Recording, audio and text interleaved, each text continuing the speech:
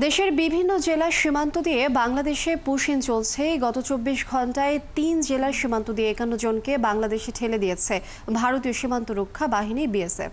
Push in হওয়াদের মাঝে ভারতীয় নাগরিকও রয়েছে।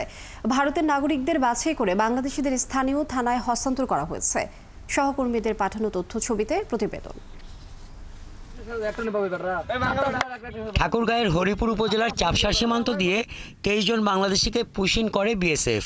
এর মধ্যে ৪ জন পুরুষ, ১২ জন নারী ও ৭ জন শিশু। শুক্রবার গভীর রাতে বিএসএফ তাদের পুশিন করলে বিজিবি তাদের আটক করে। শনিবার ভোরে পঞ্চগড় সদর উপজেলার ধাক্কামারি ইউনিয়নের মিস্ত্রিপাড়া সীমান্ত দিয়ে ভারতীয় ৪ জন সহ ১১ জন ও তেঁতুলিয়া উপজেলার শালবাহান ইউনিয়নের পেদিয়াগঞ্জ সীমান্ত দিয়ে একজন বাংলাদেশি নাগরিক সহ ৫ জন, মোট ১৬ জনকে পুশিন করে বিএসএফ। এ বিষয়ে পঞ্চগড় সদর থানার ভারপ্রাপ্ত কর্মকর্তা জানান, পুশিন হওয়া ৭ বাংলাদেশিকে বিজিবি থানায় হস্তান্তর করেছে। মিস্ত্রিপাড়া বিজিবির সদস্যগণ ভারত থেকে পুশিনকৃত ৭ জন ব্যক্তিকে আমাদের কাছে হস্তান্তর করে। আমরা হস্তান্তরিত ব্যক্তিকে তাদেরকে আমরা সদর ইউনিয়ন পরিষদে আপাতত থাকার ব্যবস্থা করেছি। আমরা জিডিমণি তাদের কাছ থেকে বুঝে নিয়েছি।